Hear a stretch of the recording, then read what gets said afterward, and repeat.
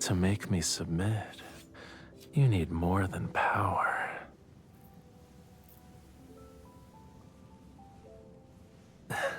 Use yourself.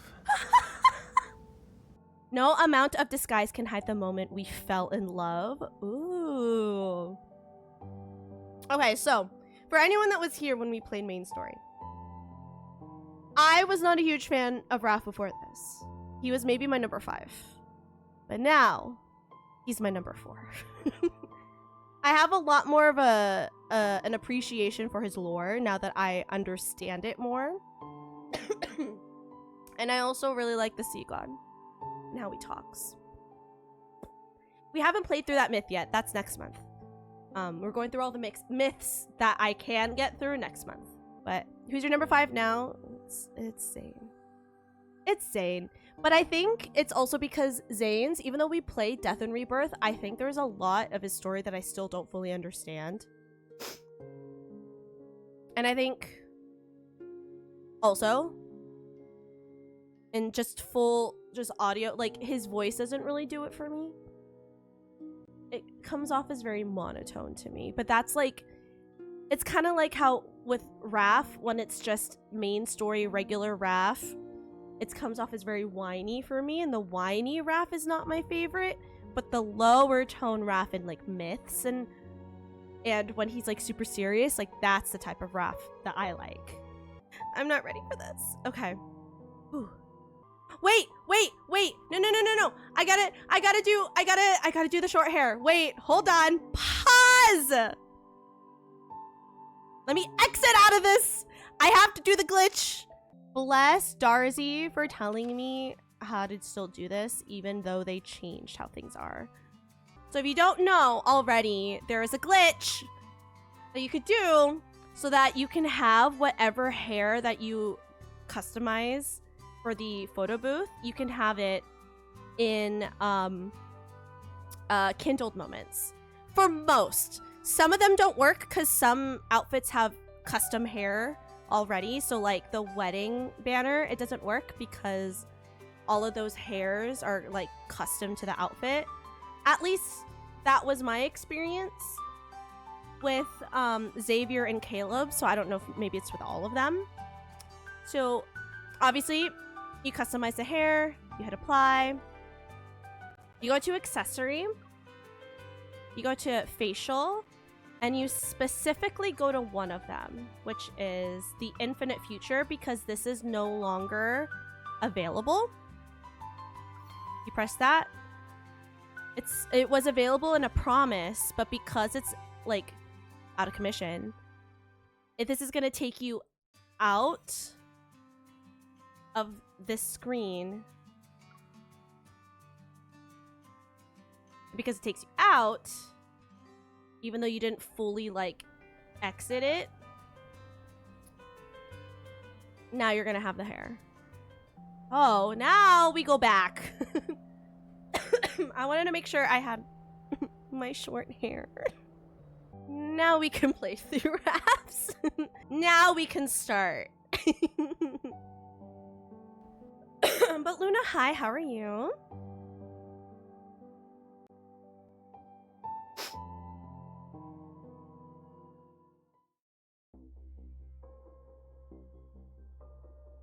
The vessel exits the navigation tunnel and lands on the planet where the Empire's foundation of faith, the Sanctarch Court, is located. Following the path while the court member serves as a guide, my attendants and I walk toward the tallest chapel on the planet. Ooh, pretty. Your Majesty, please sit on the Sanctus bench. It's located on the right side of the building. Stained glass windows reflect golden morning light and cast magnificent colors across the area. Faint murmurs drift around the room. Bye, have a beautiful Bye, time. Marianne. Have all the good sleeps, all the sweet dreams. Faint murmurs drift around the room. People who have already filled the observation seats converse in hushed tones. Following their gazes and conversations, I also look toward the gallows in the center of the chapel. Bound to it is the previous monarch of the Cosmic Empire. Lysander? Lysander. I'm gonna go with Lysander. He's nothing more than a criminal now. A sinner. The sound of footsteps echoes against the stone floor. The conversations around us immediately cease as the members of the Sanctide Court rise in unison. It's him. Raphael is here. Your quintessence.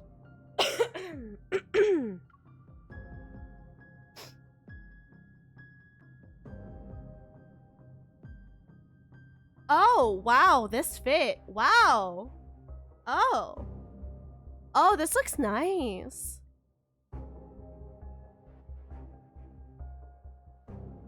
Okay. Okay. I'm here for this. A white hood covers half of Raphael's face as he steps through the light and onto the Sanctus bench. He slightly tilts his head to glance at me. I happen to meet his gaze. His indifference doesn't carry scrutiny, yet on me it weighs heavy like a mountain. I remain seated and make no effort to rise. He says nothing and sits next to me. This place is remote and hardly pleasant. I thought the Empress wouldn't grace us with her presence. As the Cosmic Empire's Empress, judging the guilty former monarch is also my duty. Raphael says nothing. He taps the edge of his chair, and the man standing... Hello? And the man standing in the center straightens his collar. There we go. Thank you. Hi, Peachy. And so, the trial begins. As the Stellar Ocean watches us, our faith in them remains unwavering. In accordance to the Stellar Ocean's current incarnation, the Sanctarch, I, the presiding judge appointed by his quintessence, shall sentence Lysander, the former emperor of the Empire. Lysander incited interstellar warfare to satisfy his personal desires and misused Estispith. He is no longer worthy of the noble throne. Okay. Damn. Therefore, Lysander shall be exiled to a black hole, and no one will be sent to retrieve him. Representatives of the Empire, do you agree with this judgment? He's being sent into a black hole? That's crazy. In the Aller Galaxy, the Cosmic Empire may command all visible authority. But the Sanctide Court controls the unseen foundation of faith, manipulating the very heartbeat of the Empire from the shadows. Ever since Raphael became the Sanctarch, the Sanctide Court's power has expanded to the point that it temporarily crippled the Empire's development. What do you do for that type of punishment? Well, he got greedy with power and started interstellar war for his own selfish gain. That's what he did. Even though my reign as Empress hasn't been legitimized yet, facing the former Emperor's execution, I'm nothing more than a bystander. I agree. To ask me in such a pretentious manner, do I even have the option to disagree? On behalf of the Empire, I agree. For thousands of years, the Stellar Ocean has continued to observe the most ancient traditional methods for judgment. Scrolls are presented one after another to me and Raphael. Pick up the quill pen from the table. Chains clink softly as the previous emperor raises his head. One crazed eye gleams under his dirty, matted golden curls. I never thought I'd be judged by lunatics and liars. Faith, gods, they're nothing but lies. Okay, Gremlin, chill. And you, my young empress.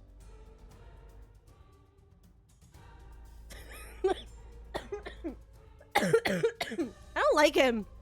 One day, you will become nothing but a rotting corpse in the chapel. Well, at least I'm not getting yeeted into a black hole. Bitch. His gaze grows I can't read fast enough. Increasingly frenzied, but those words have drained the last ounce of his strength. The iron chains binding him are his only form of support.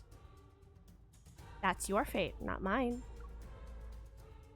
No longer paying attention to his shouts, I lower my gaze and sign my name on the scroll.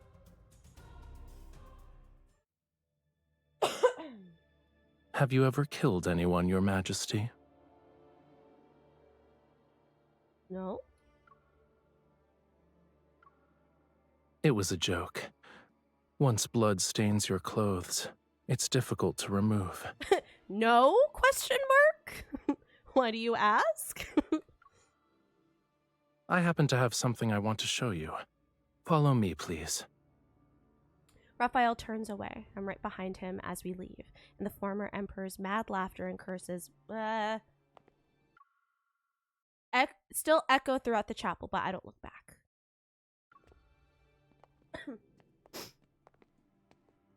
Raphael leads me to the garden at the end of the corridor. Next to a pristine fountain is a graceful sculpture embraced by the morning light. The Empress's coronation ceremony requires a new statue. I believe an occasion this special shouldn't be left to others. He lowers his head. With one hand, he lifts my chin to make me look at him. Many have told me that amongst all the royal heirs, you are the most special, but their words have yet to ring true.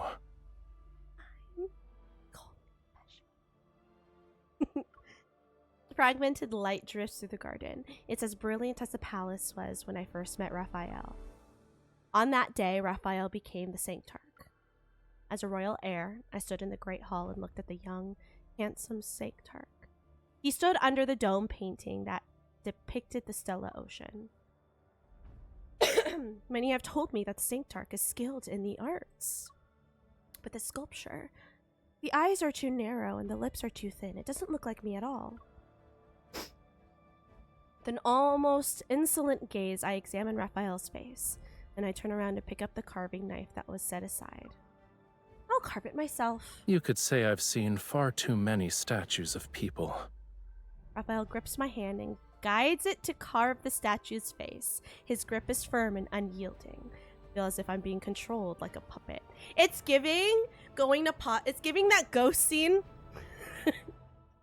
from the movie Ghost with the pottery. That's what this is giving me. Y'all know what I mean?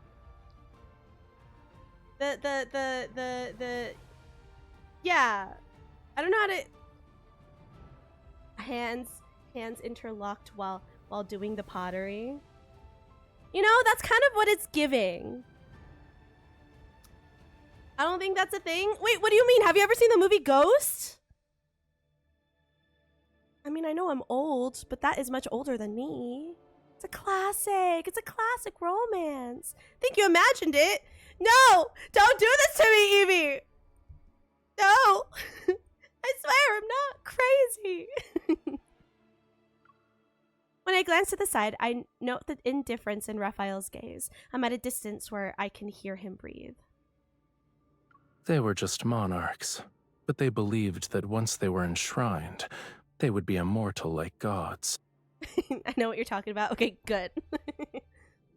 Perfect. I'm glad. Because, like, I would have brought up that scene right now and been like, no, this is what I mean. This is what this is giving me. I need y'all to get my reference. I delivered statue after statue. I didn't have the time to properly appreciate them, since I would already be carving the next one. I'm not a good liar. No, you're good. It's okay, Evie. I understood the sarcastic tone.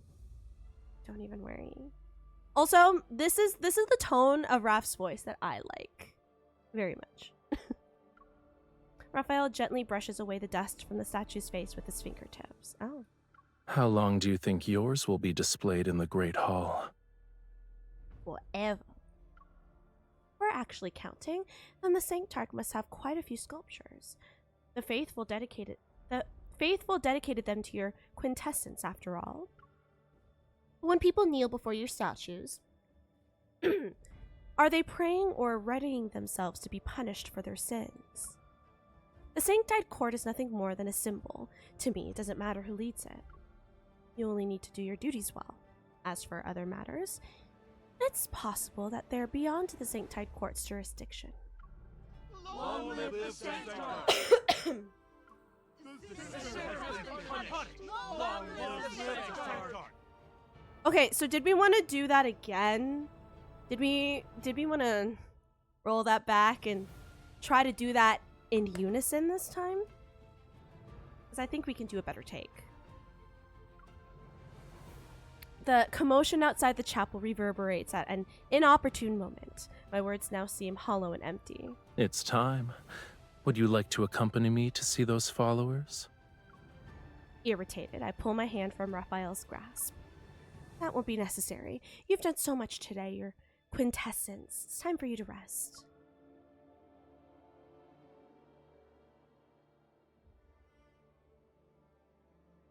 The starship is docked on the top floor of the chapel. As I prepare to leave, I look down at the bustling crowd. That splash of color belonging to Raphael is like a spark that fell into a wasteland. As soon as he steps out, a crowd bathed in dimness surrounds him. Only a gust is needed to ignite the flame of conflict. When that happens, I will be subjugated and reduced to a chapter in cosmic history under Raphael. I must stop the Sanctide Court from expanding. Raphael will be my starting point. Oh, okay. So he's going to be an enemy. They say the Sanctarch has 10 different souls. No one can truly kill his quintessence. He's just a person. Those who anger the Sanctarch shall be punished by the Stellar Ocean before dying under mysterious circumstances. I heard that his quintessence opens a third eye while sleeping and feeds on human brain matter for sustenance. I hope that's not true. That's gross and terrifying. Enough! In order to understand who Raphael actually is, I summon ministers who have contacted him. But I only hear absurd, useless information in the court. I need to silence everyone. They say this. I've heard that. Since when did you start believing in nonsense? Your Majesty, I think we should focus on Muria. It's a planet controlled by the Sanctide Court. The strategist, a minister whose duty is to predict the course of events as they unfold and offer me counsel, steps forward.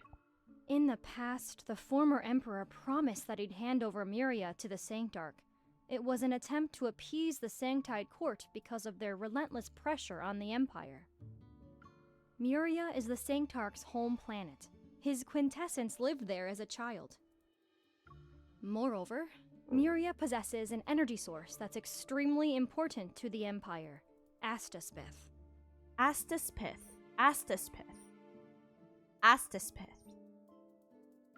Ever since the Sanctide Court took control of Muria, they have restricted the Empire's Astaspith extraction and mining operations.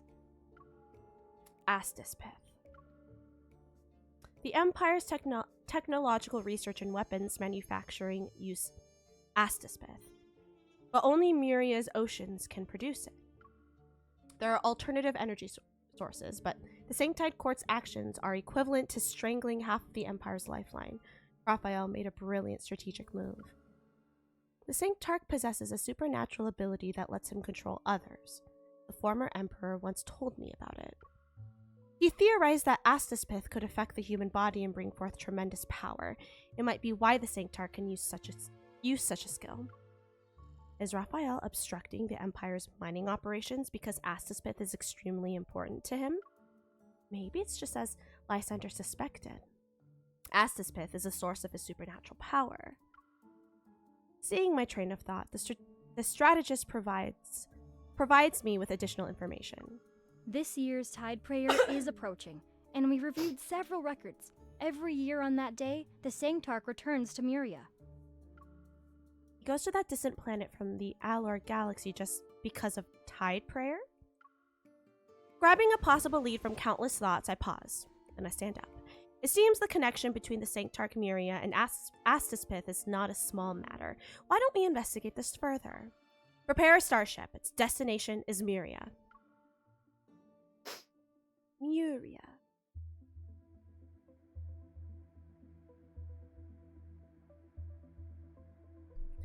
The gray-blue glass acts like the eyelids of the deep sea. It slowly peels away the veneer. A planet silently emerges from the stellar ocean. Its name is Muria. The starship slowly descends and passes through the fog belt at low altitude. Boundless seawater fills our vision.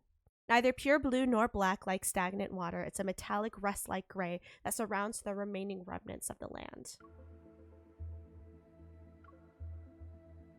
Ooh, pretty! As the starship descends through the sea mist, the outline of the small town emerges. Today is Tide Prayer. People dressed in light-colored robes are gathered in the small square. The Sanctarch leads their quiet prayers. May thy will be done in the vastness of the stellar ocean. May thy planets taste immortality under their protection.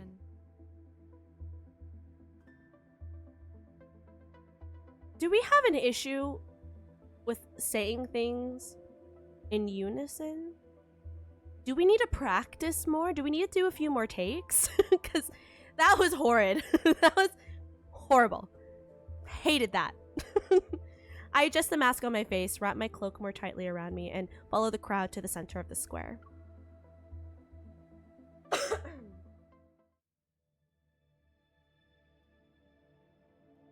The morning light falls lovingly upon Raphael like golden gauze draped over an exquisite divine statue.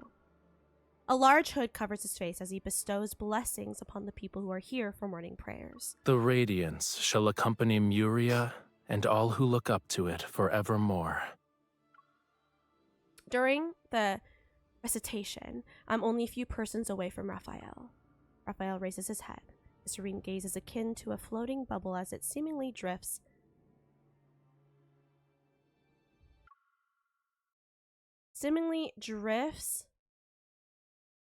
and lands on me.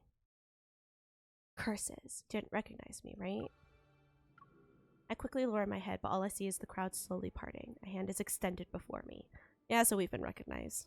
One must first acknowledge their sins to find deliverance. Tell me, my lady, what is your sin? The sin of looking too good. Hey, yo. I'm here to seek the Stella Ocean's protection. It is their duty. Raphael takes my hand and leads me to where he had been standing before. The Stella Ocean's radiance shines upon all creatures. No matter who you are, you shall be watched by them. Raphael lowers his gaze, and his unfamiliar, gentle gaze seems to have already pierced through my mask. He recognizes me. But watching? This feels more like a covert warning. He doesn't want me to act rashly. He is watching me. All shall be protected by the Stella Ocean. Long live the Sanctarch Court! Long live the Sanctarch! We really need to work on that. Long live the Sanctarch Court!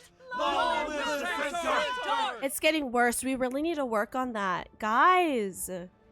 Come on. Come on. That sounds so bad. Could have had a few more takes. My posture is almost stiff, and I'm unable to ignore a certain sensation.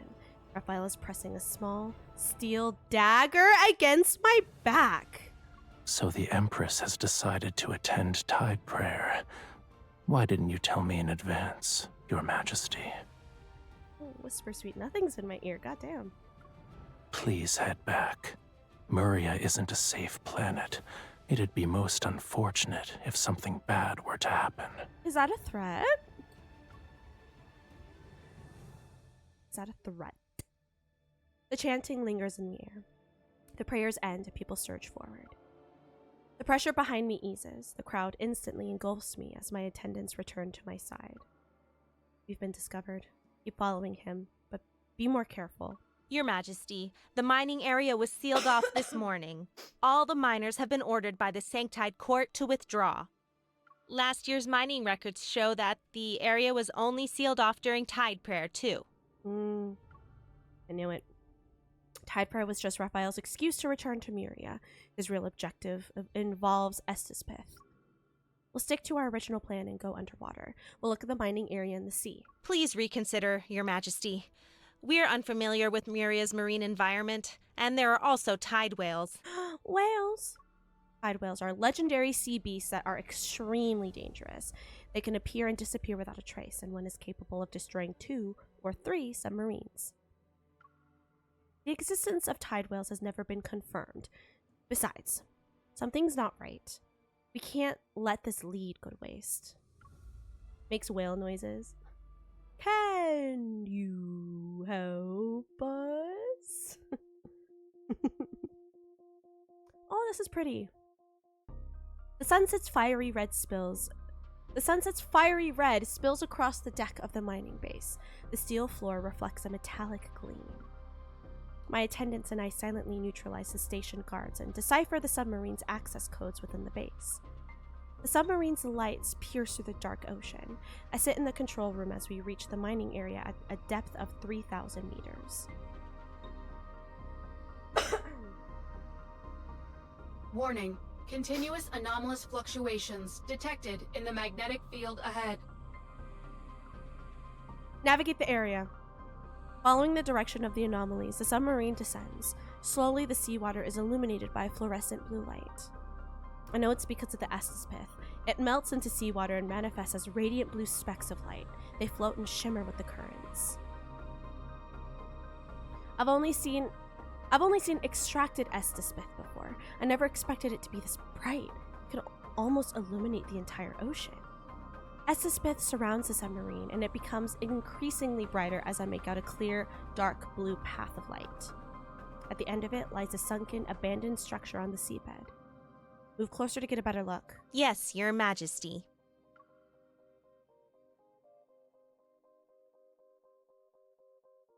The submarine searches through this structure.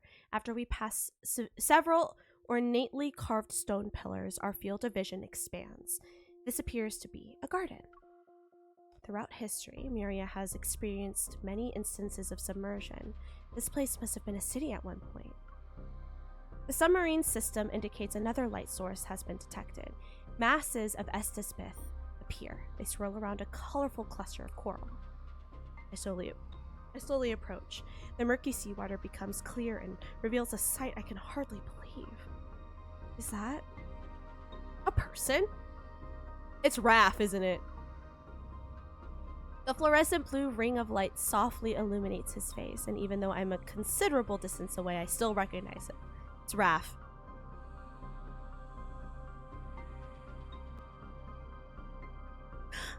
Is it Mermaid Raph?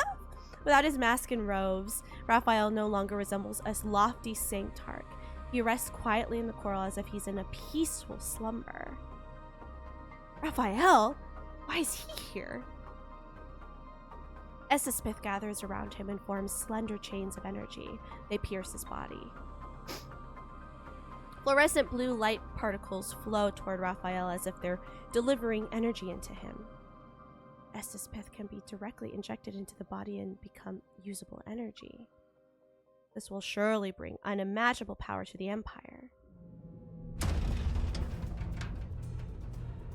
Before my gaze moves away from the sight, torrential roars shake the seawater. The radar is sending out alarms. A massive trail sweeps over the submarines, and a ferocious sea monster bursts through the darkness. The Empire submarines of the highest grade is destroyed just like that. A tide whale? How is this possible? In the violent impact, I fall into the ocean. Although technology allows me to breathe underwater, I feel pain. Raphael is still there.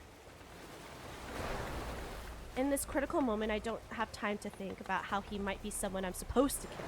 My instincts, so we save him. Okay. The violent turbulence fails to wake Raphael, so I grit my teeth, swim to his side, and grab his arm. But the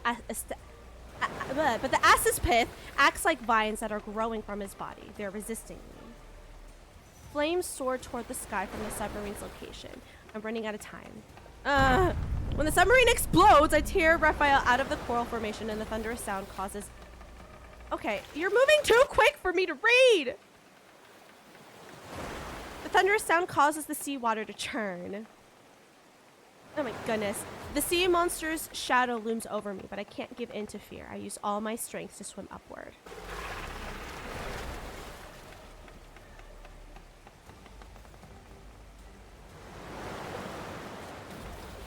But the seawater steps are too much. After swimming for who knows how long, I slowly become exhausted. My consciousness scatters, my body sinks until a hand grabs me. Raphael?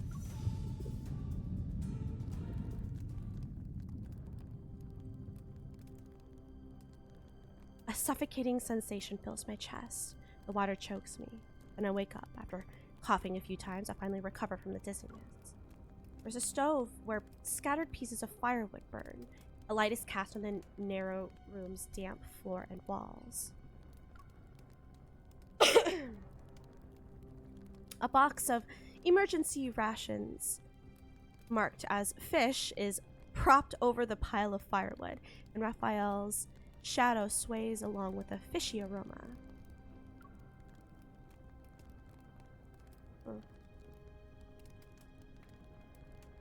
Oh, ooh, this look without the hood? I didn't mistake him for someone else in the ocean, but where are we? How is he still... Eat. As he speaks, he tears open the package of fish and places the food on the ground. Are you embarrassed? A thin, trembling kitten emerges from the corner and eats happily. Okay. Damn. This is for cats. Are you a cat? Okay, bitch. Damn. Ignoring his teasing, I cautiously survey the area. Although the room is small, it has basic living facilities, yet it looks somewhat old and displays signs of wear and tear. It's as if no one has been here for a long time. You got me out of the ocean. Where are we? This is a temporary base that people used when they mined Estes. It was abandoned a long time ago. When we surfaced, this was the closest location. We'll be resting here for a while. Raphael lowers his gaze and watches the cat lick the fish. In any case, I just fished you out. What about my attendants? I remove the locator from my waterproof cloak and open it. The signal sources marking my attendants have been disconnected! Oh no! Nothing bad happened to them.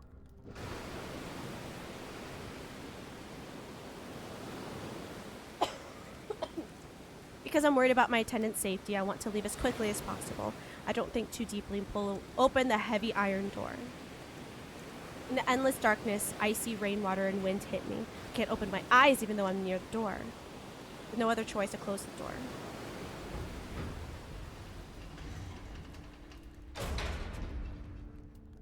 You're the one who got disconnected. This place is far away from Muria's main island.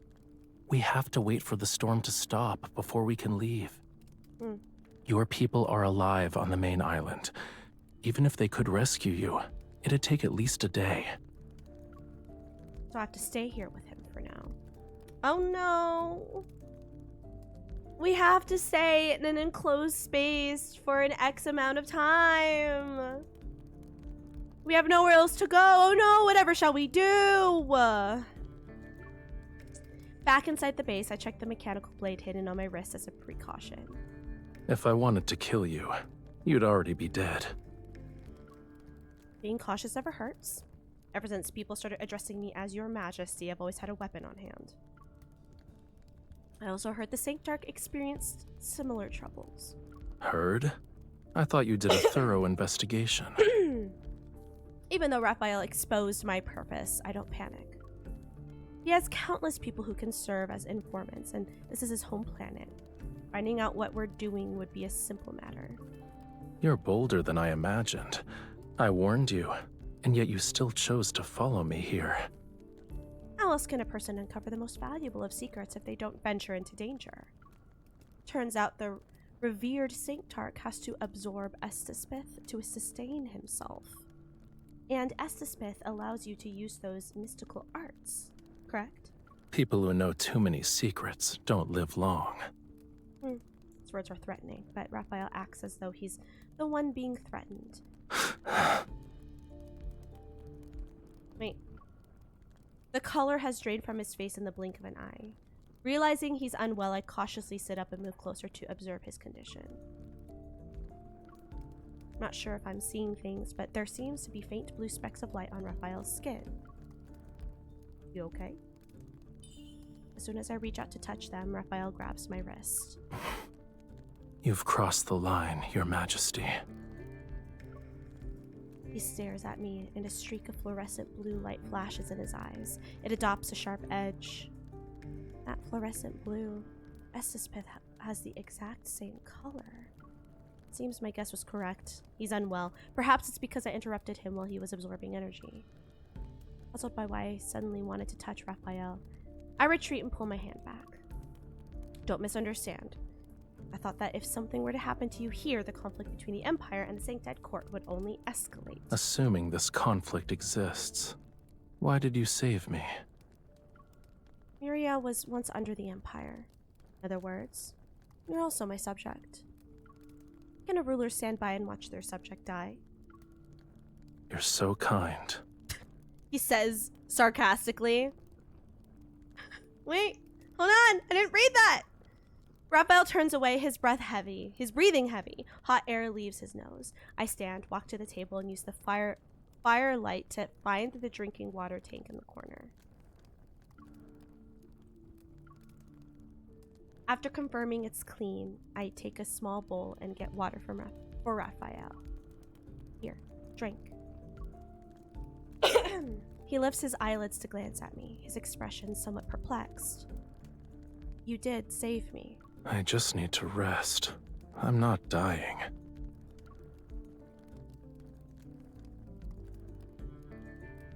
Despite saying that, Raphael takes the bowl. He drinks the water, and I start to walk around the room. In one corner of the room, rust-covered machinery is piled up. At its center is an electronic display, its screen covered in dust. I gently touch the screen. Several words appear. Estispith mining log. First page is a record of sea monster sightings. I didn't think the tide whales from legend actually existed. Many entities in those myths might be real. At some point, Raphael had moved behind me. When I turn, I almost bump into his nose. Oh, his head's like right here. His pupils and skin have returned to normal, and the fluorescent blue marks have disappeared. He recovered, I suppose. According to those legends, the Sanctarch eats raw meat, drinks blood, and sleeps with his eyes open. But judging by what I've seen today, that's not exactly accurate. Besides, the important things that do matter don't appear in myths. We're close enough that I can hear him breathe. Raphael's gaze is no longer sharp. In fact, there's a nonchalant laziness to it. Clear my throat and step back, but in the attempt to create some distance between us, I knock over the receiver. This is the Narek Temporary Mining Base's real-time weather report. At 2025, the 2-hour storm will gradually end in the Narek Sea. With a visibility of less than 8 kilometers, the northern part of the ocean will face level 4 winds. I'm stunned. Raphael takes a display from me, flips forward a few pages and looks down. Since your curiosity knows no bounds, I'll tell you a story. Raphael tosses me the display and I catch it. The screen is still lit. It has only one line of text. The sea no longer looks like our home. Where else can I go? Once upon a time, there was a thriving seaside city in Myria. It had an abundance of natural resources. In the vast cosmos, the planet remained undiscovered for a long time. The people lived peacefully. Years later, Myria was discovered. That was when the slaughter began. Before the technology for extracting Astaspith was fully developed, the few survivors were used as mining tools. The strong prey on the weak. Would hope both of us understand that. If you aren't the person standing at the apex, then even survival itself becomes a luxury. Isn't the tension between the Empire and the Sanctite Court also a form of survival of the fittest? Raphael turns off the receiver and the static in the air disappears. Is that why you want power? You don't want to be weak. You just refuse to be defeated in this race. Or rather, you want revenge against the people who harmed this place. That sounds about right! That sounds like a very Raph thing to do. They've already paid the price. The execution of the former Emperor is one part of it. Oh. Opposing the Sanctite Court won't be beneficial. Noticing the implication behind Raphael's words, I go to a blank page on the display and draw a few lines. The diagonal lines are the eaves of a roof, and the two small figures sit under them. The wavy lines represent the burning firewood. Everything matches our current surroundings. The present is the present. The future is another story. Since neither of us can go back, we might as well pretend you're not the Sanctarch and I'm not the Empress. We can at least try to be friendly. Raphael stares at my simple sketch and touches it. As if waking up from a dream, he sweeps his finger across it like he's cutting thin air. The drawing disappears. Let's go. To whence? The rain has ceased. We'll visit the small islands around the temporary base. Maybe we can contact your attendants.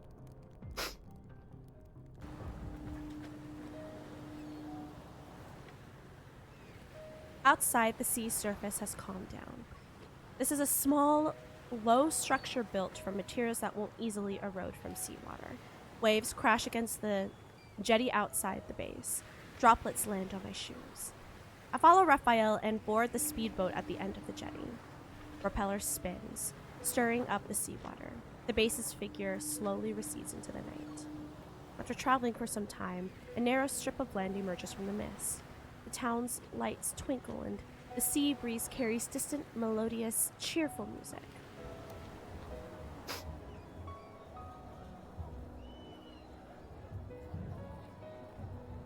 This place seems to be celebrating a festival. Streamers hang from buildings with neat, pointed roofs. The shops on both sides of the street glow with warm lights. Raphael did say Muria was destroyed during an invasion. The streets before me show no traces of disaster.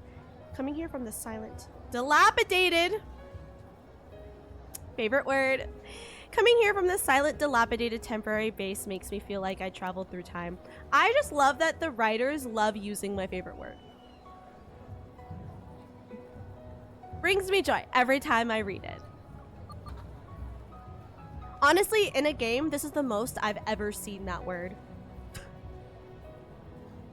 It comes up every so often in other games, but in Love and Deepspace, they love using that word. The locator beeps twice and calls me back to reality. It indicates the connection has been restored, and I send my coordinates to my attendants. Every year on the night of the Tide Prayer, they host a celebration. A fragrant aroma wafts over.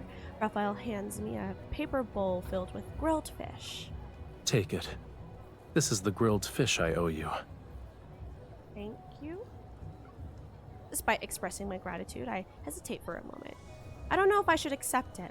Once you're done eating, you should go. What about you?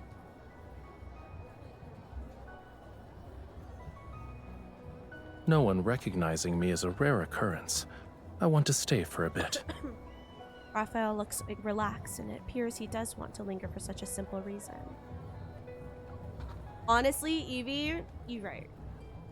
Cheerful music resounds in my ears. The carefree women wearing dark blue dance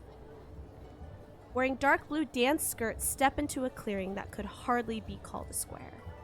They dance passionately, swinging their skirts. They're reminiscent of fish swimming in the ocean. Pick up the fish. I taste its freshness and the flavor of being free from heavy responsibilities, something I rarely experience. I never had good fresh fish until I moved to Oregon, and now I can't get enough. Fresh fish is the best. Getting like fresh fish or fresh like shellfish when you're out on the coast, of like anywhere. Like I've had really good stuff up in San Francisco. When I visit my family in the Philippines, we're right on the pier, so we get fresh fish for breakfast. We get our tilapia, which I love. Yeah, really good fresh fish is amazing. Like, I would love to have sushi in Japan. Like, I can't imagine how good the sushi is and how fresh that fish is.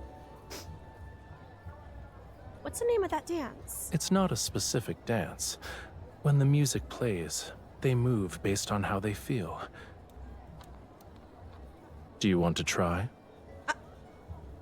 Addressing the Empress by her first name. I pause. It's been many years since anyone addressed me as such. It's been so long that I had forgotten that being the Empress is simply a role. There's no such thing as empresses or sanctarchs here. I believe we're just two ordinary people. I would love to dance. Okay, Raphael. The corner of his mouth curls upward, and I place my hand on his shoulder. Just so you're aware, I'm good at dancing. Are you referring to the times you listened to solemn melodies in the palace? You only wore the appropriate poses and expressions. That can't be called dancing. Rude. Raphael supports my waist with one hand. Using a firm grip, he pulls me closer. He leans down, seemingly immobilizing me in his embrace. His unyielding authority refuses to be resisted. You can let me lead. Raphael, allow me to tell you a secret.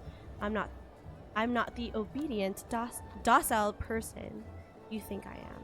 Inside the palace, I have other sides you've never seen before. So,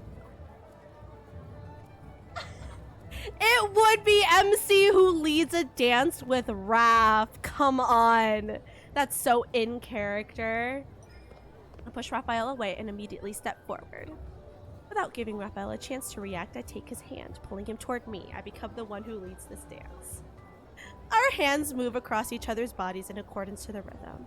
We must look intimate at this moment.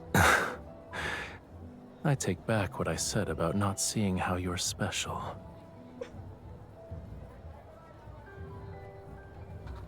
I kind of... Okay. You call me special.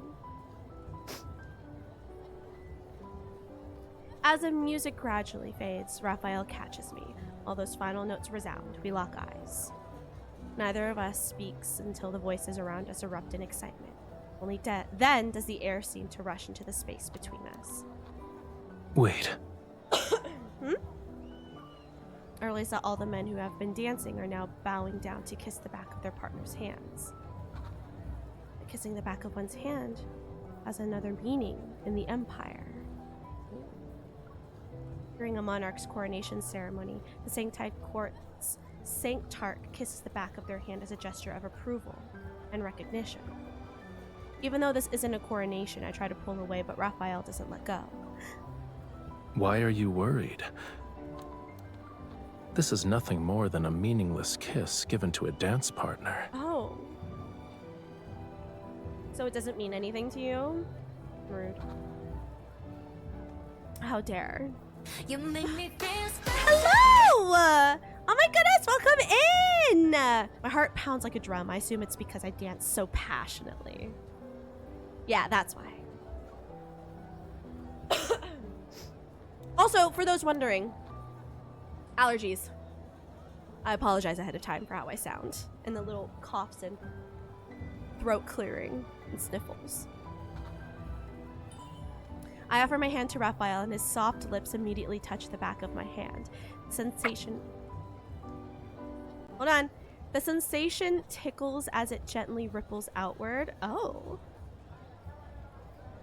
Love how Raph has just been standing there through this whole... Yeah, he's a very, very patient man, and we love that about him. No, in real life, he's not patient at all. Sanctarch Raph is patient. Actual Raph is a fucking brat. he would be interrupting us left and right.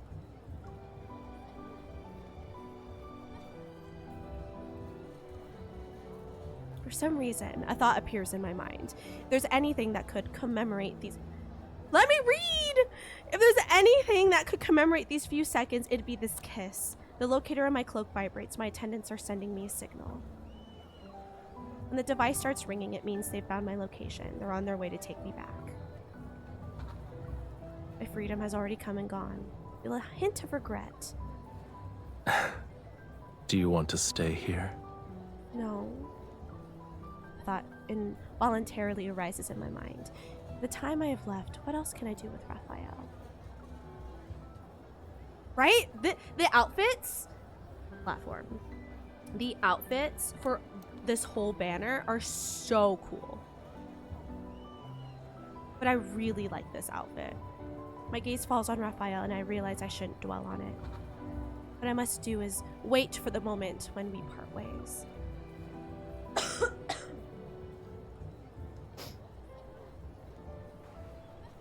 Following the crowd as it disperses, Raphael and I walk along the street heading toward the coast. The sea wind stirs and a chapel stands alone on the edge of a cliff. Shall we wait there? Oh, pretty. We push open the chapel's heavy doors and sit on the pews. The dim light before the statue envelops us. The silent, boundless sea surges under the moon. When the time comes, I'll see my attendants' arrival through the window. The chapel is vast, and the lights around us are faint. From the prayer room located in its depths, the intermittent voice of a devout person can be heard. Oh, divine Stella Ocean, I love someone who cannot love me back. Our families are locked in a bitter conflict. We're destined for different paths, so we can't be together. Okay, Romeo and Juliet moment. Please forgive me for my sins. I fell in love with her. Please forgive me for my sins. I kissed her and touched her body. I hope with her consent, sir. Please forgive me for being unable to suppress my love for her. Even now, I can't forget her. The voice stops and the chapel falls silent. But his prayer lingers in my ears. They turn into thoughts I can't ignore.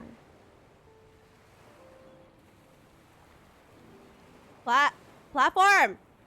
Look! This outfit is so dope!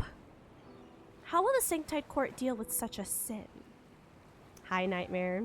To love or not to love, neither is under the gods' dominion. So, being destined for different paths is utter nonsense. I look up.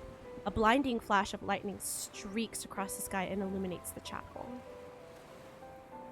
It's going to rain soon. In that brief radiance, I look at Raphael. He thinks falling in love with someone he shouldn't love is a sin, but maybe this was inevitable for him. The downpour starts. I can almost believe my heartbeat is the sound of rainfall. Using the heavy rain to drown out my racing heart, I move an inch to be closer to Raphael. In that quietness, Raphael watches me for a long time. Then he gradually leans in until our bodies are seemingly pressed together. I see my reflection in Raphael's eyes right before our lips touch. Okay! In the church? Scandal.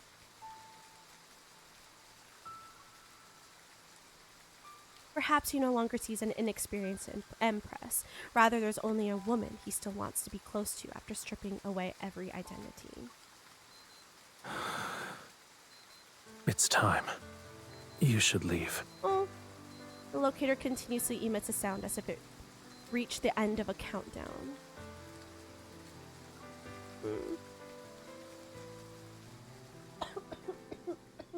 Excuse me. Welcome in, Powerberry. How are you? Not the church! Oh, Connie. I showed I showed Connie the Leon Kennedy visual novel that we played like 2 years ago. where MC and Leon get it on in a church. Full AO3 style and everything. I stopped reading because I was like, I don't want that recorded. Mouth was agape. It's so good. It's on my YouTube as well if you want to see. It's everything. We got the bad ending, I think. Oh no, I'm telling you, when I say it's the AO3 style, it was like I just left it on screen. I was like, you guys can read, right? Like, I'm not reading this out loud, but we're gonna enjoy this together. Think of the hashtags. Ooh. Yeah. I also did pay money for the explicit version, which I will not play on stream ever, because that is full TOS. We're not doing that. Drink up. Thank you.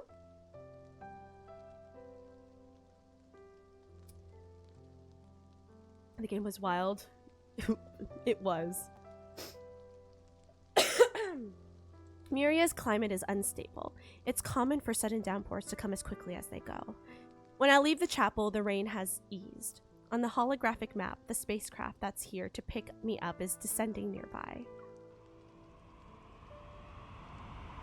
Evie is in fact the sixth love interest. It's canon now. And now I don't know who's gonna be my main. I'm torn. Wait, Evie, what's your evil? What's gonna be your evil then?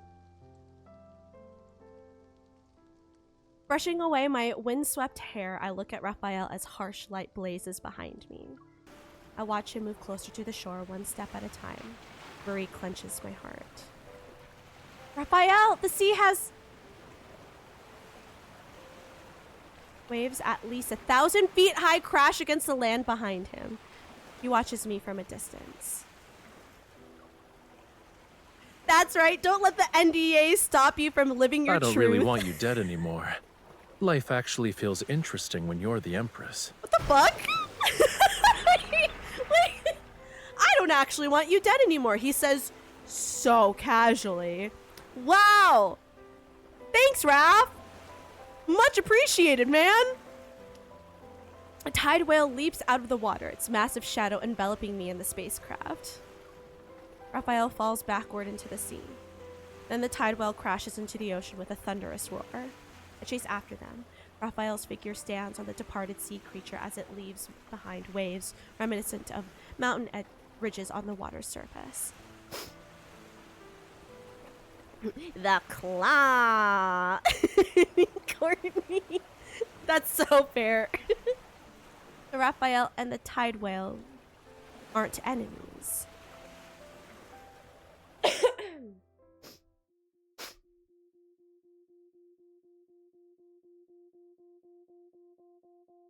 So what is this Kindled?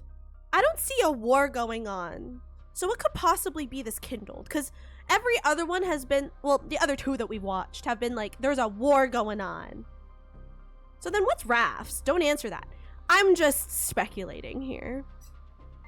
That night in Muria feels dreamlike and ethereal. It only visits me after the sun sets in those darkest hours. But the time in which I've woken up from the dream increasingly grows longer. Sitting upon my throne, I calmly issue the order to form a blockade around Muria's and discuss strategies related to the planet and Oh, I forgot how to say this. We've been yapping so much. Estespith?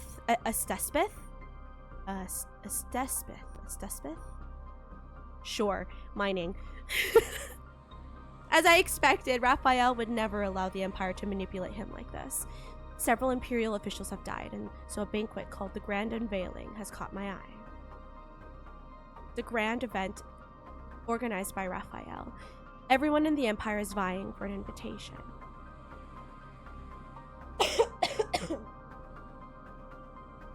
The officials who attended it experienced an episode of madness after leaving.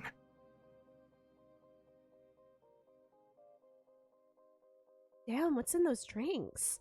They squandered their wealth, destroyed their reputations, wrote countless bloody confession letters, and took their own lives at the doorsteps.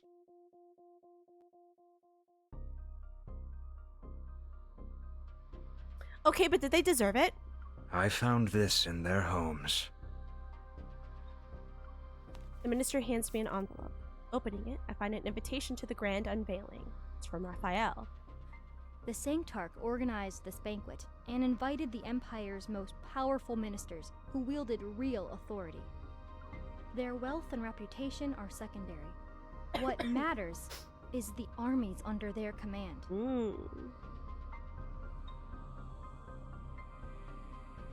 The Sanctide court can't match the Empire in military strength. They need troops to break through the blockade. First, he used tide prayer as a pretense to absorb Estespeth. Now he's using banquets to gather forces so he can fight the Empire. Raphael, you're using the same old tricks. A general standing in the Great Hall steps forward and presents a dagger in an ornate sheath. Your Majesty, this is a dagger forged from Estespeth. Please accept it for your protection. The Sancti Court shall inevitably challenge us someday. I hope you'll prioritize your safety. I draw the dagger halfway. A fluorescent blue light shimmers on the sharp, cold blade. Find out which officials received invitations to the grand unveiling. I want a thorough investigation. Okay, bedtime for me. Night, y'all. Good night, platform. Have all the good sleeps, all the sweet dreams. Thank you for hanging out. In a few days, I'll visit the Sanctide Court's chapel to confirm the details of the coronation ceremony. Until then, don't act rashly. Doesn't matter what happens. They bow and acknowledge their orders. I look down and slide the dagger back into its sheath.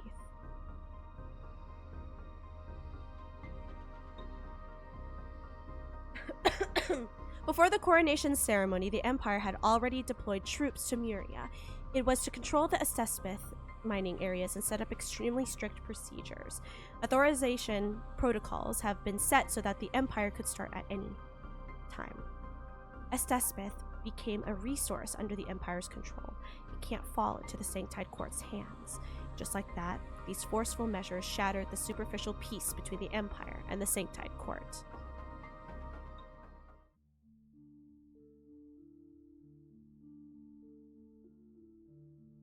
Ooh. 1 month later, Coronation Eve. Oh, so is the Kindled like on Coronation Day, or is it gonna happen now? At night, everything is still in the Sanctide Court's chapel. I'm staying here with several attendants as I wait for tomorrow's coronation ceremony. I expected the Sanctide Court to be troublesome, but surprisingly, everything has been going smoothly. It's just that the Sanctarch hasn't shown up once. Your Majesty, this is your room. I nod and remove my robe, but I'm confused as to why the maid is still standing in the doorway. Or anything else? The maid remains silent, her forearm twitching as she pulls out a note from her pocket. Upon closer inspection, there seems to be fluorescent blue lights clinging to her skin. Raphael, he's using his power to control her. Annoyed, I unfold the paper. Top floor, to the west, second to last room. Raphael signed this. Oh, hot. You're giving this to me now. What do you want to do? Subconsciously check the Estespeth dagger that's strapped to my thigh. After tomorrow, I will officially be the Empress, and Raphael will be nothing more than the Sanctide Court's Sanctarch. This is the last night that belongs to us. 2 people without any identities. Okay, hot. I will attend this meeting. Okay, hot. Okay, secret meeting. At midnight, everything is empty and silent in the chapel. The flickering candlelight illuminates the corridors. Reaching the location mentioned in the note, I push open the door. The starry sky enters my vision, and there's an airship beside the launch platform. Hello, welcome in. Is it Mari? Hi. How are you? How you be? Everything's good. Other than my sinuses and my allergies, everything's great. How are you? Happy time zone. Under the starlight, Raphael stands quietly in front of it. Oh, he looks so pretty. You contacted me in the middle of the night. Are you not going to tell me where we're headed? So you wouldn't have come if I didn't tell you? I'm speechless. The airship's hatch slowly opens and I follow Raphael into the cockpit.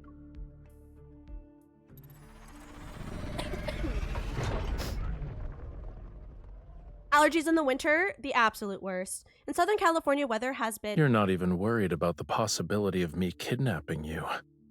Hold on. Pause. Sorry. Southern California weather has been very bipolar. It'll be really hot and warm in winter and then really fucking cold at night. And then it started raining out of nowhere at some point. And then it's warm the next day. I hate it. I hate it. And then the wind. Don't get me started on the Santa Anas. Don't get me started on the wind.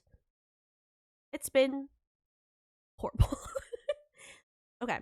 The instruments glow dimly as he skillfully operates the various controls. The airship stirs up air. With a roar, it's launched into deep space.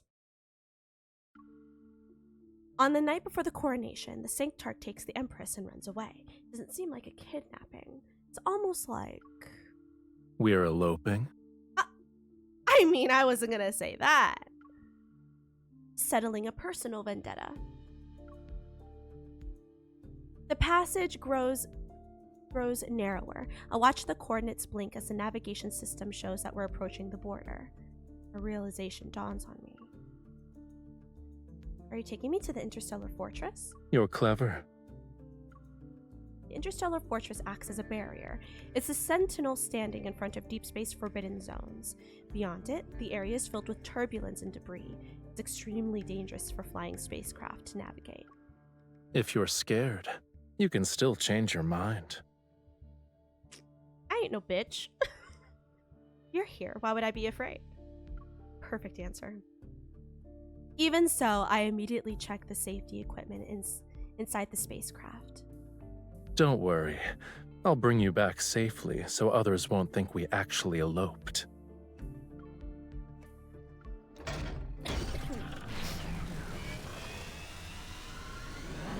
The rapidly spinning propellers disperse the dark-colored mist. Several towers rising toward deep space stand guard over the safety barrier along the perimeter.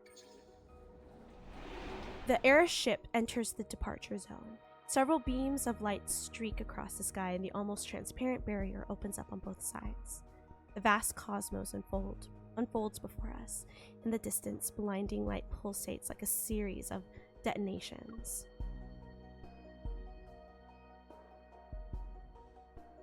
Another neutron star has exploded somewhere far away. You've seen meteoroids explode in space? When I was young, I was kidnapped because of my status as the crown princess. They took me and fled. Since they chose to only use hidden interstellar routes, I saw it once during the journey. I thought you were well protected since childhood. It's because danger was always lurking. Special protection was par for the course. So what happened? I finished them off personally. You must repay any grudge, huh? In a way, you're just like me. Sit tight. Okay. You don't have to tell me twice. Sit tight on your lap. He activates the airship's defense mechanisms. The vessel's speed suddenly surges and I'm forcefully pressed back into my seat. Meteoroids of all sizes form a narrow tunnel. We weave through the bizarre, otherworldly scenery. The instrument panel, I can read, reflects Raphael's calm expression. Amid the violent turbulence, he pilots the airship and breaks free from this obstacle-filled galaxy. The vessel escapes the torrent and enters an ocean of stars. What is this place? It's as if we've fallen into a pool of water under the setting sun. A purplish-red nebula forms two wings against the cosmic canvas. It's like a dancing butterfly.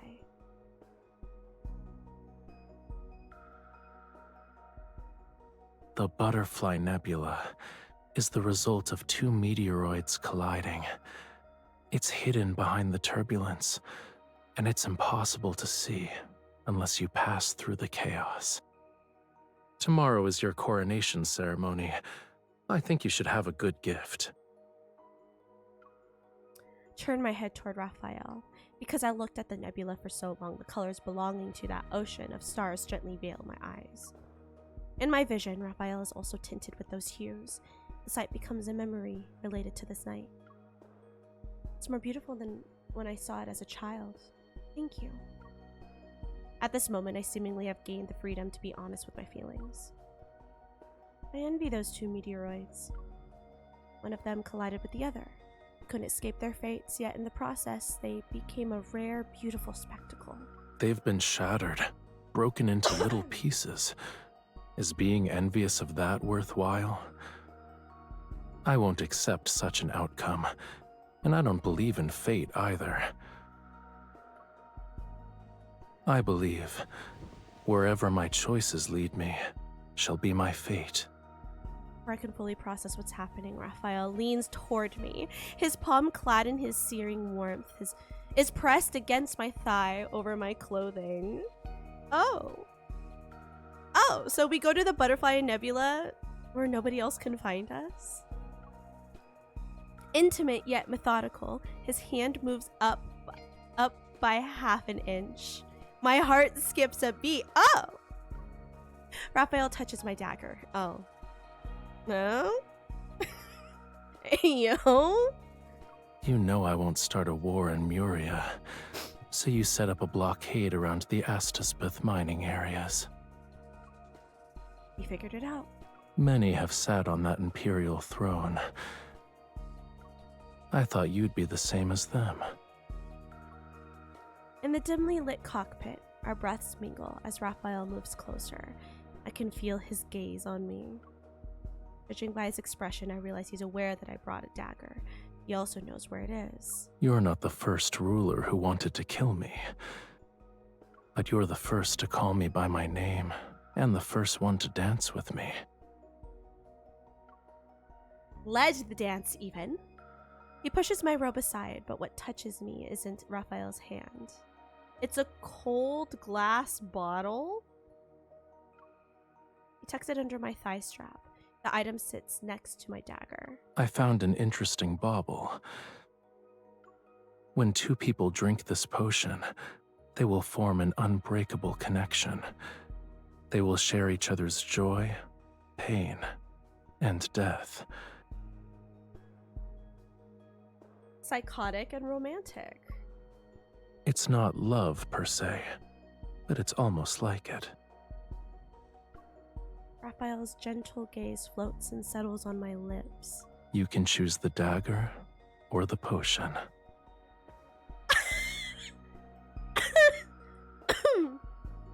Oh. The distance between us is no bigger than a hair. We stare at each other and share a look that's impossible to decipher, to surrender to. In that daze, my memories of our time in that chapel in Muria return. Our breaths intermingled as we were almost pressed up against each other. That was merely a momentary lapse of judgment. I should erase it from my mind. Raphael, I want to secure my position as Empress. The choice I'll make is the one you don't want to hear. Astaspith is already under the Empire's control. I now possess a weapon capable of threatening the Sanctide Court and Raphael. When victory is within reach, choosing love would be absurd.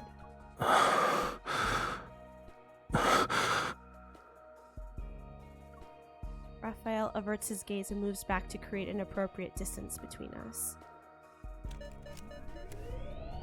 Oh. Oh. Oh. Little intimate moment there, okay. The airship is restarted. It stirs up the dust that quietly floats in deep space.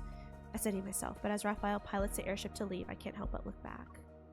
The magnificent butterfly remains as if it will never change. We who witnessed it, however, shall return to turbulent currents.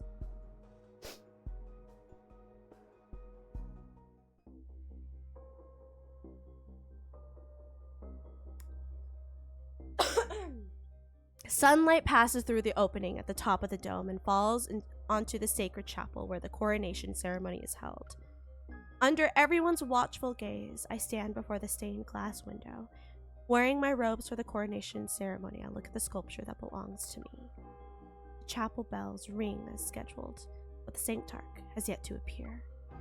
There's no need to wait for his quintessence. Proceed with the ceremony. After an oath is sworn, the Sanctarch places the crown upon the monarch's head.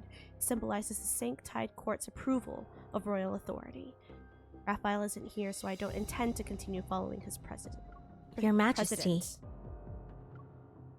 The attendant by my side wears a solemn expression. We just received word that the Sanctide Court has attacked the Empire's forces in Muria. They're currently engaged in combat.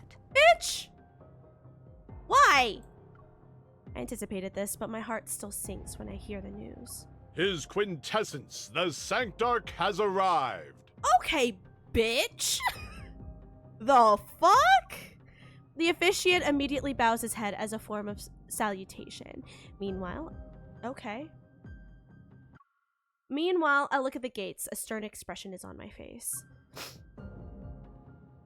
Sanctide Court members surround Raphael as he enters. Today he wears the most ceremonial, solemn attire that belongs only to the Sanctarch.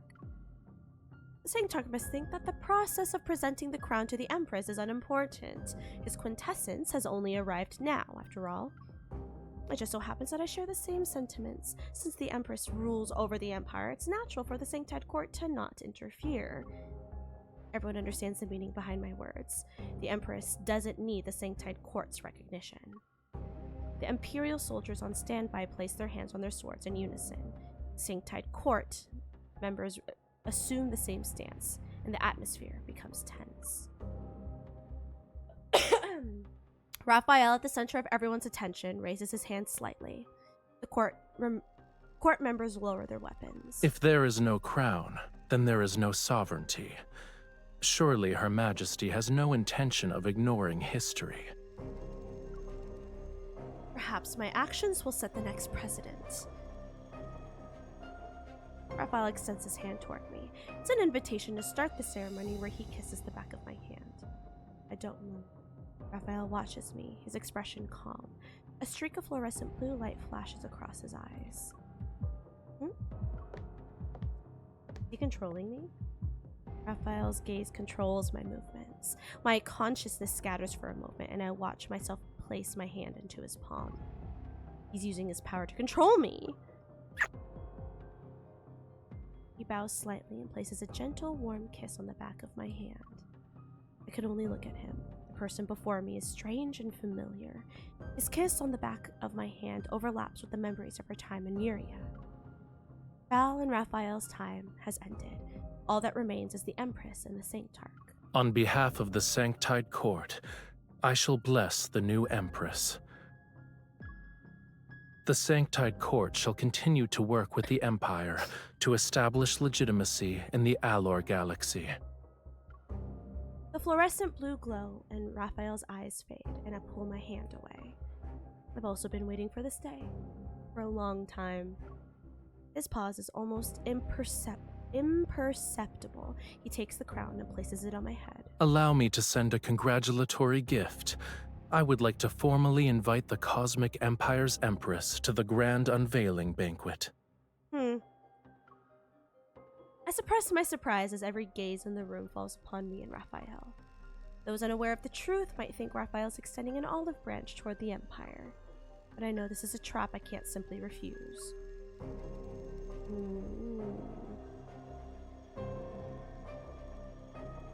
Once the ceremony has ended, the statue of me returns to the palace. Your Majesty, where would you like to place your sculpture? The sunset's glow filters through the windows on both sides of the courtyard. Like gauze, it covers the statue's face. I trace her eyes with my fingers and wonder how long it took for Raphael to carve this. I don't want the sculpture. Draw the dagger meant for Raphael from my thigh and viciously stab the statue. The stone cracks from where the blade was plunged. Tiny fragments tumble down. Destroy it. Pull the dagger out and use more force compared to when I stabbed the statue.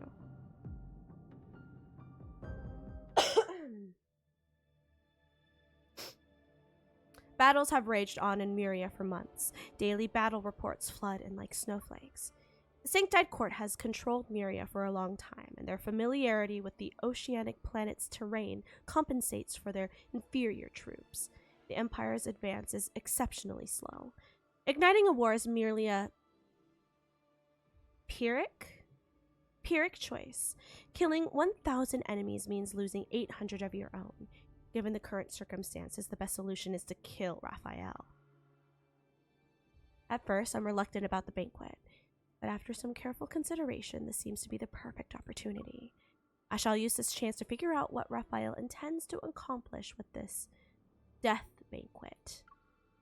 So, I attend the event. Okay.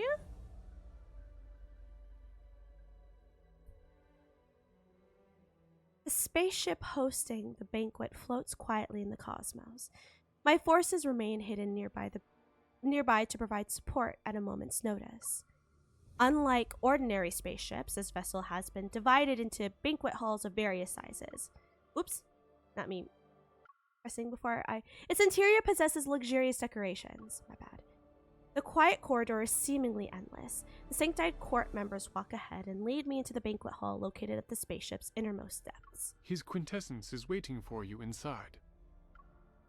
Inside, there's only one lit lamp above the center of the long table. Across the dark red curtains, shadows dance with the swaying candlelight. Raphael sits on one side of the long table. Next to him is a wine glass that's half full. It's as if he's been waiting for quite some time.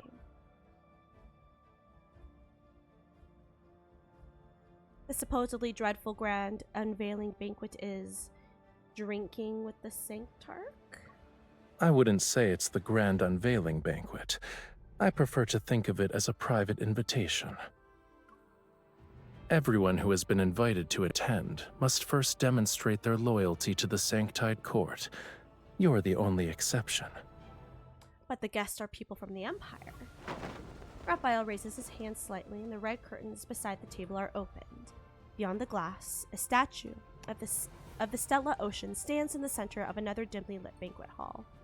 Boxes of gold, silver, and jewels lie at the foot of the statue. Of course, their scattered reflections fragmenting solemn lines until they're barely recognizable. Some imperial ministers are devoutly reciting prayers before the statue. I didn't force them to do anything. I told them to attend the banquet and offer their most prized possessions. Then, they can gain the Sanctide Court's favor. Once the war in Muria ends, they can become members of the Sanctide Court. They'll possess a status that's far more superior to an imperial citizen's. The people of the Empire might revere them. They suspected that I had killed quite a few attendees here. Yet, when it comes to the taste of power, they were willing to betray their country. Raphael walks up to the glass and looks at the people on the other side. He seemingly enjoys their greedy behavior. You keep the useful ones who happen to hold high positions in the Empire, convert them to your cause, and use them to undermine the Empire's rule. You extort riches from those who aren't useful to you. Your tactics are more ruthless than actual warfare. Oh, we're getting lag. That means Kindled's coming up soon. He turns, picks up a wine glass, and hands it to me. Since this is a banquet, let's have a drink first.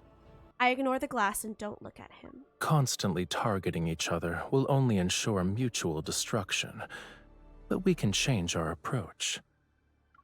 For example, we can cooperate. The Sanctide Court controls Estespeth. Cooperation will be difficult when there's a conflict of interest. As soon as I turn to leave, an irresistible force controls me. Fluorescent blue rises in Raphael's pupils. It worked! Yay! My people are outside, Raphael. No one wants to see a fight to the death. If anything, I'm your best choice. My sincerity is eliminating traitors in their quest for power. Do you actually need those who forsake the Empire for small favors? I watch myself pick up the glass. I drain it in one go. Everything seemingly becomes hazy. I can't even clearly see what's in front of me. Of course there was some something in the wine. Why would he be forcing us to drink it? Come on. Come on, queen. Where are you taking me? It'll be over soon. Oh, I hate that. Don't be like that. I hate that. Damn. That's so pretty. Oh no. Lag, please chill. Please chill. Wait, that's so pretty.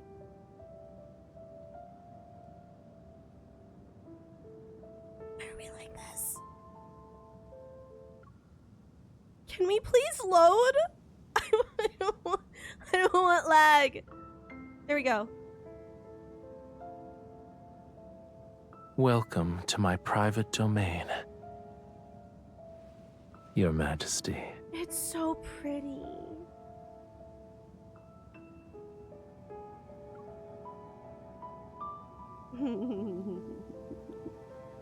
Stand. What did you do at the banquet? The guests demanded miracles.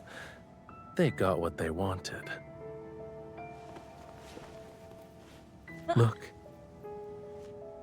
Imperial power stole their land, blood, and lives. That looks like a butt They plug. Resisted. However, Sorry. faith can make them willingly I don't know offer why up my those brain things. went to that. Sorry. I'll behave, I promise. I promise I'll behave. Okay.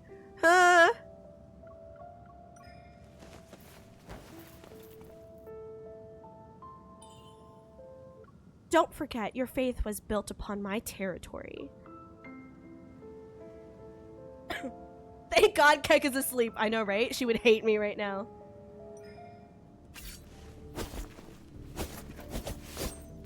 Hot.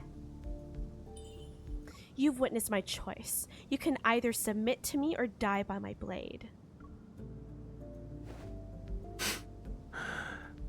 Will my death benefit you? Killing me would be the worst choice. What are you doing?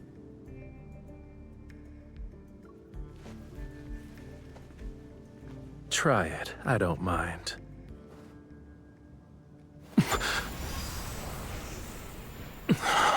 Did we just stab him?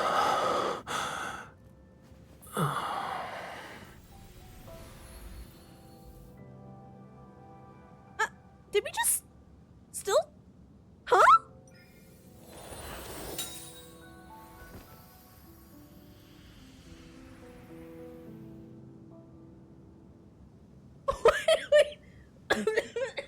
What just happened? Wait, I didn't mean to. What?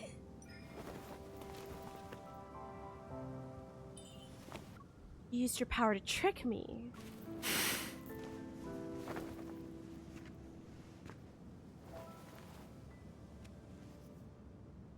I let you see your own heart, didn't I?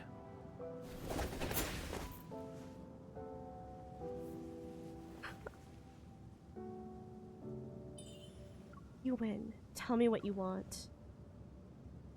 To make me submit, you need more than power.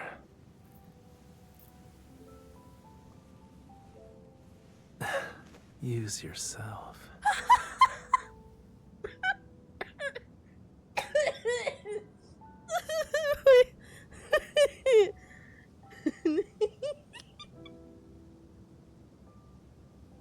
Fine. That's how. I'm so fine. I'm not dying or anything. I'm fine. 괜찮아. Thank you. 괜찮아. Ding ding ding. Ah. I'm fine. 괜찮아. 괜찮아. Okay. Sure. Yeah. Take out the potion. Oh my. Except Caleb's. Easy.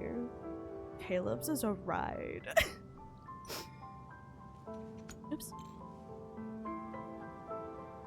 Oh. If you want me, then you have to give yourself up to me.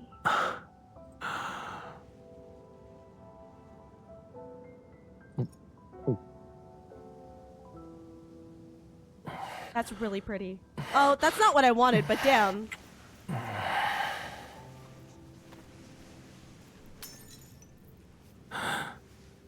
From now on, you and I, together with our power, we're conspirators.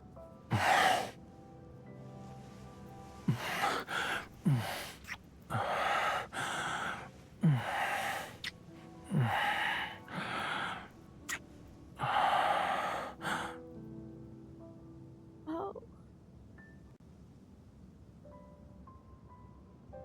Oh.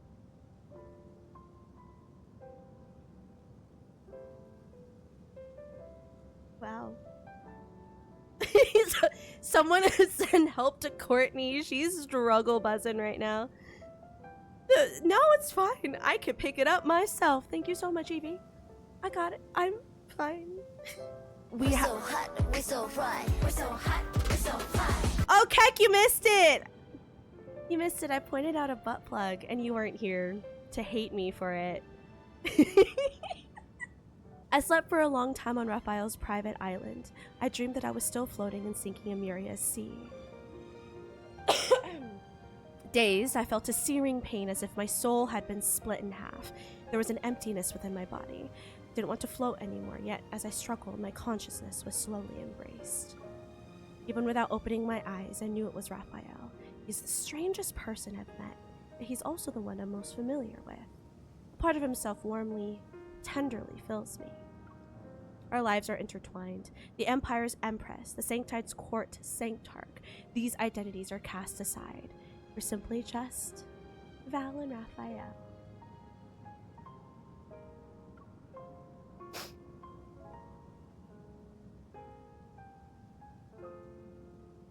When I wake up, I feel like I've emerged from seawater. There's not a single ounce of strength left in my body. Oh, are you not able to walk? Do you struggle? Are you not able to walk, Miss Ma'am?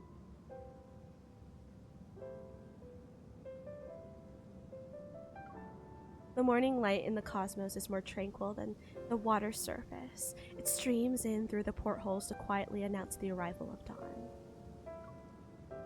Raphael is holding me, and he relaxes his grip once he sees I'm awake. I remember what you said to me when we were in that Murian chapel. It's time. You're referring to the time that belonged to Raphael and Val. I raised my hand and my fingers caressed Raphael's cheek. From that point on, you were no longer Raphael to me. You were only the Sanctide Court's Sanctarch. Actually, I was wondering if the time that belonged to Raphael and you could last forever. So forget what I said. I didn't mean it. Raphael lowers his gaze. Only now is he honest with his emotions. His words return to me. Maybe opponents who are evenly matched can be great conspirators.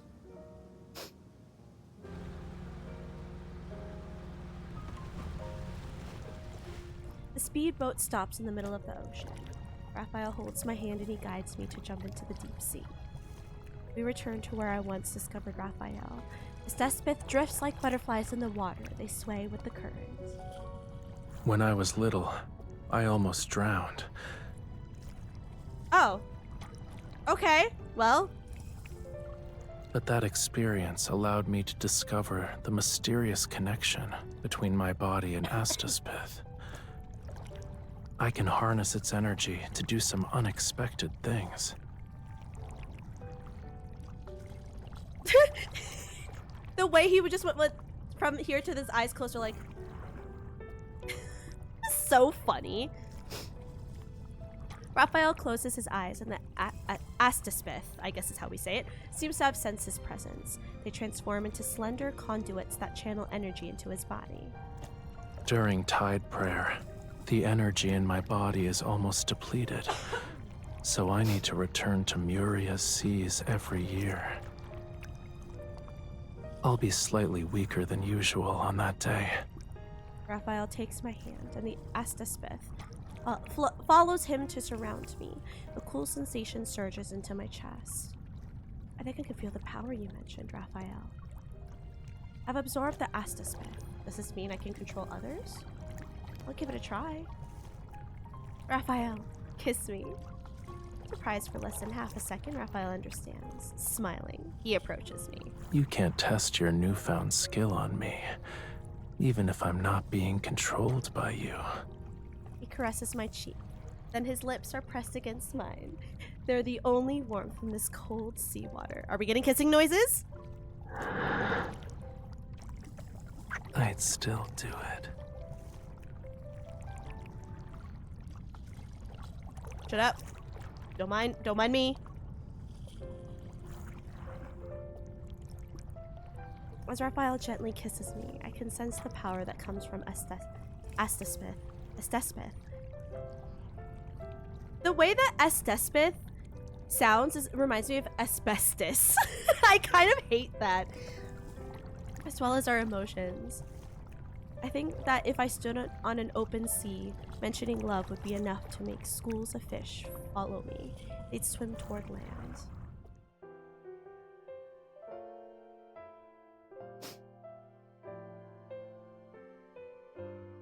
I had no intention of using warfare as a long-term strategy. It's more like the result of countless causes, a choice one must use because there's nothing else, but fortunately, it's not the end.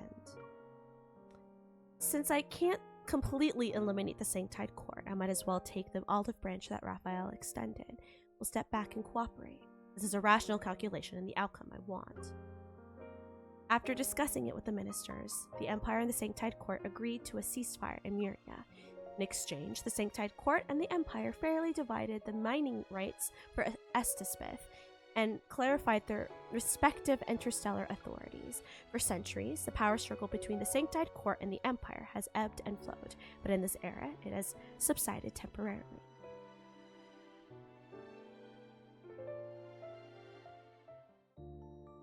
Oh. The nights in Muria are as lively as ever. The theater's curtains are open, and a brand new play is reaching its climax. Starting today, you shall be my empress. I will honor you. You shall never be tainted when you receive my love. Under the stage lights, the Sanctarch takes a hand of the empress. When he tries to kiss the back of her hand, she avoids it. Your promises are like that beach's sand. They'll disappear once the waves wash over them. How can I trust you? My dear empress, you are Is my this play diamond about in the deep us? sea. You're dazzling and precious. Literally, is this play about us? How could I possibly deceive you? You're talking to me about love? In your eyes, it's a trivial matter. Oh, he loves her. Stop! In the audience, everyone is moved. Their delicate silk handkerchiefs fall to contain the falling tears. However, the Empress pulls out a sharp dagger from under her beautiful yet heavy dress. She presses it against the throat of the Sanctarch. I had a very long dream. In it, we held blades at each other's throats. We're like the moon and its reflection on the sea's surface. We can't escape each other, yet we'll always be separated, unable to be close.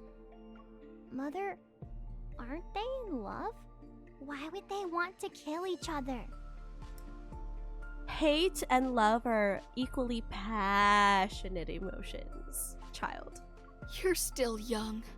You don't understand that they must hate each other because of their circumstances, but they love each other because it's what they desire. That passion's all the same.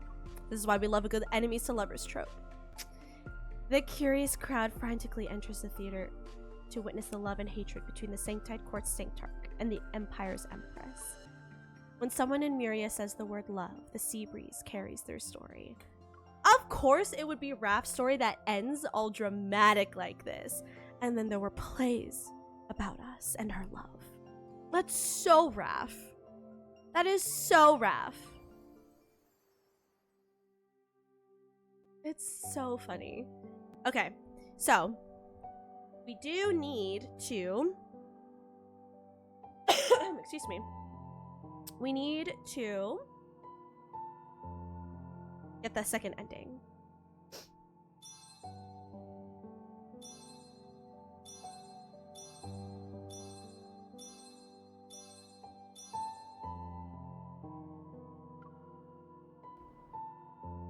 I just love that there's a second ending that just has it end right away. Like, you picked the wrong choice. But they make the right choice so obvious.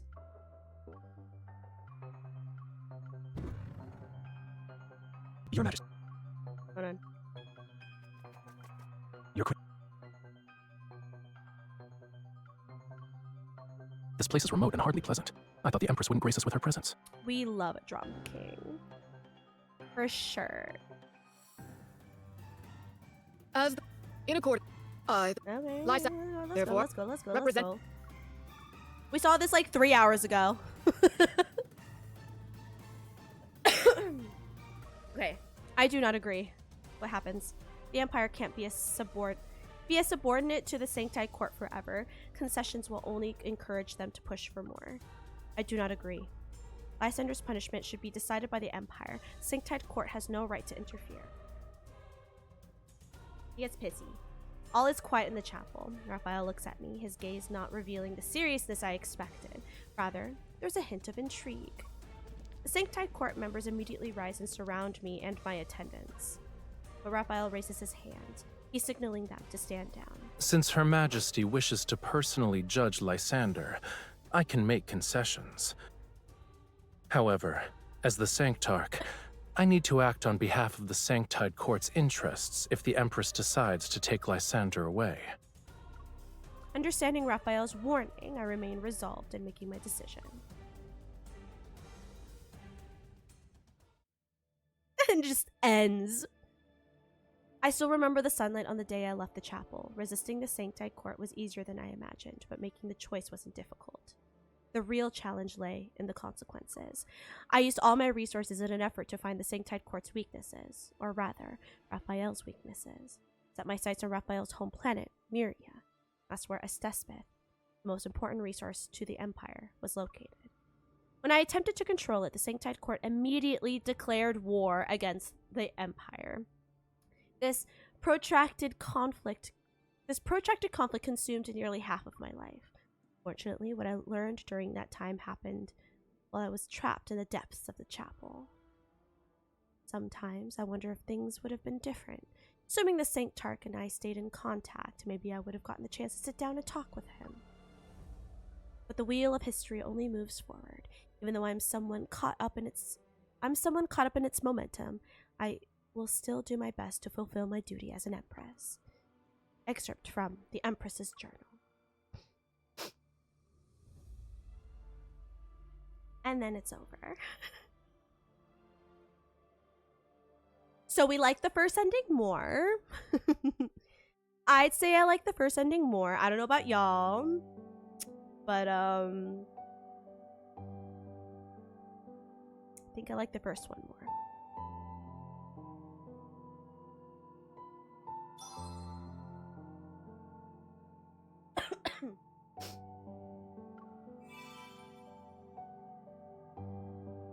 Okay, lag, chill. Okay, nice. So we did rafts. It's 11 p.m. and I don't give a shit. We got another one we need to do.